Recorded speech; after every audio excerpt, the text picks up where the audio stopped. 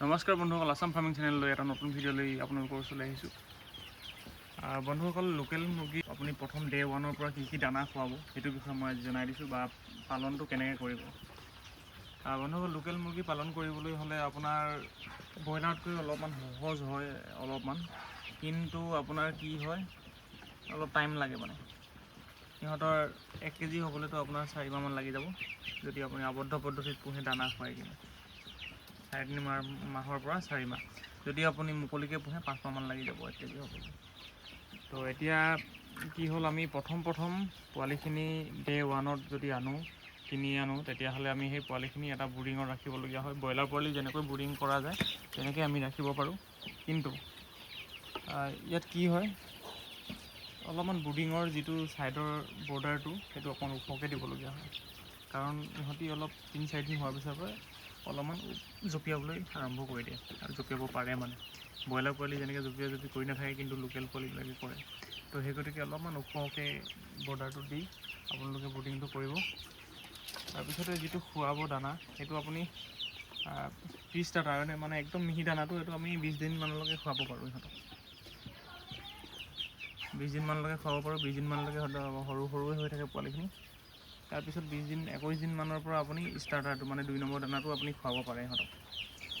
2 number দানাটো যিহেতু মিহিয়ে থাকে, সিমান হেৰিও নাথাকে, এইটো দেখিছে দানা এইবিলাক। কাৰণ কেলৈ দানা খুৱাবলগীয়া হয় প্ৰথম কেইদিনমান, যিহেতু আমি মাকহঁতৰ পৰা আঁতৰাই আনো পোৱালিবিলাক, নহয় জানো। ডাইৰেক্ট মানে অকলশৰীয়াকৈ ইহঁতে নিজেই খাব পাৰে। তো সেইকাৰণে দানা বা বিচাৰি মানে এই চাউল দিলে অলপমান মানে সিহঁতৰ ডাইজেষ্টৰ প্ৰব্লেম হয়। সেইকাৰণে সেইকেইদিন দানা আমি 1 মাহ 1.5 মাহমান খুৱাই দিওঁ। আৰু সেই দানাটো খোৱাৰ পিছত যিখিনি গ্ৰোথ লয় আৰু তাৰপিছৰ পৰা লাহেকৈ আমি সিহঁতক মানে হোমমেড ফুড, মানে যিটো কমাৰ্চিয়েল দানা নহয় সেইটো এৰি কিনি আমি চাউল, ভাত এইবিলাক আমি দিব পাৰোঁ। আৰু লাহেকৈ আমি মুৰ্গীবিলাকক মুকলিকৈ এৰি দিয়াৰ ব্যৱস্থা কৰোঁ। মানে সিহঁতি তেতিয়া বিচাৰি খুচৰি নিজেই কি বস্তু যি পায় তাকে খাই, ঘাঁহ বন আদি কৰি পোক পতংগ। তাৰপিছৰ পৰাই দানা কষ্টিংটো অলপমান কমি যায় আৰু আমি চাউলটো খুৱাই থাকিলেই হৈ গ'ল, চাউলটো দিলেই হৈ গ'ল মাজে মাজে, তেনেকৈ। আৰু কেতিয়াবা যদি কিবা বেমাৰ বিঘিনি হয় তেতিয়াহ'লে আমি কিন্তু ইহঁতক সেই ঔষধটো আনি দিবলগীয়া হয়। ধৰক কেনেকৈ ডায়েৰিয়াৰ প্ৰব্লেম আহিব পাৰে, নহ'লে কক্সি প্ৰব্লেমটো আহি যাব পাৰে কেতিয়াবা। তো সেইটো বেমাৰ চাই কিনি আমি মেডিচিনটো আমি দিবলগীয়া হয়। ইমান বেমাৰ নালাগে, ব্ৰইলাৰ পোৱালিৰ নিচিনা অকল মেডিচিনতে আমি ইহঁতক ৰাখিব দৰকাৰ নাই। আৰু চাউল ভাত এইবিলাক যিবিলাক মানে প্ৰথমতে ইজিলি হজম হোৱা বস্তু, ধৰক ভাতটো সৰু যদি খুদ চাউল হ'লেতো ভাল কথা, কিন্তু যদি অকণমান ডাঙৰ চাউল থাকে ডাঙৰ চাউলটো খাই দিব পাৰে আৰু তেতিয়ালৈকে। তাৰপিছত আপুনি লিভাৰ অলপ দিব লাগে, লিভাৰ মেডিচিন, যিহেতু আমি ডাইৰেক্ট দানাৰ পৰা চাউল কৰি দিছোঁ, চাউলত মানে ইহঁতক লৈ আনিছোঁ, সেইকাৰণে লিভাৰ টনিক দিব লাগে। আপোনাৰ 3-4 দিনমান দিলেই হৈ গ'ল।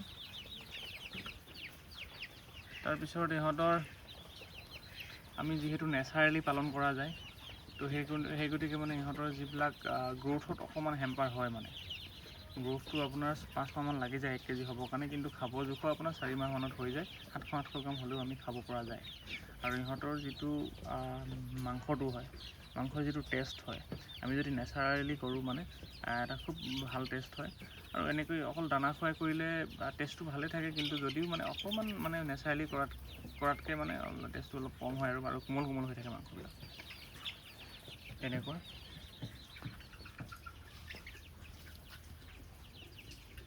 আৰু ইহঁতৰ মানে সৰু ঘৰ এটাৰে কৰিব পাৰি, গম পালেনে। আপুনি কি হয়, এটা 100 স্কোৱাৰ ফুট ঘৰ এটাত আপুনি 200মান লোকেল মুৰ্গী পুহিব পাৰিব।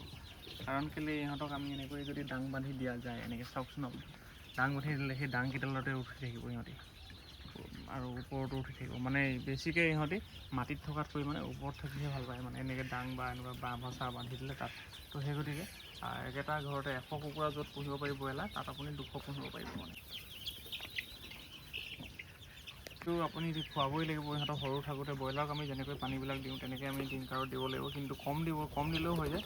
আপুনি 100 লোকেল মুৰ্গী 2টা ড্ৰিংকাৰ দিলেও হয়, 3 লিটাৰৰ ড্ৰিংকাৰ 2টা, 6 লিটাৰ পানী। যদি দিনটোৰ ভিতৰত সেই 6 লিটাৰ পানী খাব পাৰিব, আৰু তাতকৈ বেছি নাখায়ো। তো তেনেকুৱা ধৰণৰে মানে সিমান বেছি। এতিয়া ব্ৰইলাৰ হ'লে আপোনাৰ মানে 6 লিটাৰতকৈ আৰু দুবাৰ পানী দিবলগীয়া হৈ যাব পাৰে, কিন্তু এই লোকেল মুৰ্গীত অকণমান মানে কষ্ট নাই বাৰু সিমান। ধৰক এতিয়া ধৰক আপুনি এইখিনি দেখিছে আপোনাৰ ইয়াতে 25 দিনমান হৈ গ'ল। এই যিখিনি তলত আগৰেই ফলিয়া আছিলে তো সেই তেনেকেই আছে। মই নতুনকৈ আকৌ ফলিয়া চলিয়া দিয়া নাই আৰু। তো সেই তেনেকৈ সেইখিনি খুচৰি মেলি তেনেকেই আছে। এই যিমান দিন জোৰতে বেজটো যেতিয়ালৈকে ডাঙৰ নহয় তেতিয়ালৈকে এনেকেই থাকিব। যেতিয়ালৈকে ৰাতি সোমাই যি হয় লেতেৰা নোহোৱালৈকে যেতিয়ালৈকে একদম বেয়া হৈ নাযায় তেতিয়াহে মানে তেতিয়ালৈকে মই এইখিনি এনেকেই থাকিব মানে উলিয়াই নিদিওঁ মানে। এনেই খৰচা কৰি লাভ নাই ইয়াতে আৰু দৰকাৰো নাই। আৰু ধুনীয়াকৈ সিহঁতি এইবিলাকতে মেইনটেইন কৰি কিনি থাকে, নিজেই মেইনটেইন কৰে। আমি এইবোৰ ৰেকিং চেকিং কৰিব দৰকাৰ নাই মানে লোকেলত। লোকেল মুৰ্গীক আমি 3টা ভেকচিন দিলেই হৈ গ'ল। আৰু সেইকেইটা ভেকচিন আমি এটা দিব লাগে 7 দিনত, এটা 14 দিনত আৰু এটা 21 দিনত। এই 3টা ভেকচিন দি দিলে আমাৰ আৰু টেনশ্যনটো নাথাকে। তো প্ৰথম ভেকচিনটো হ'ল আপোনাৰ ৰাণীখেত ভেকচিন, F1 ভেকচিন। আৰু সেইটো দিয়াৰ পিছত 14 দিনত আমি এটা দিম গাম্বৰু ভেকচিন। সেই গাম্বৰু ভেকচিনটো দিয়াৰ পিছতে আমি আকৌ 21 দিনত এটা দিব পাৰে আপুনি। সেইটো ইনজেকশ্যন হয় আপোনাৰ ৰাণীখেত বুষ্টাৰ বুলি কয়, ৰাণীখেত বুলি কয়। সেইটো আপোনাৰ বুষ্টাৰ হিচাপত দিওঁ মানে দিয়া যায়। সেইটো ইনজেকশ্যন দিব লাগে, আপুনি ছালত দিব পাৰে আৰু নিশ্চিন্ত হৈ থাকিব পাৰে লোকেল মুৰ্গীৰ ক্ষেত্ৰত।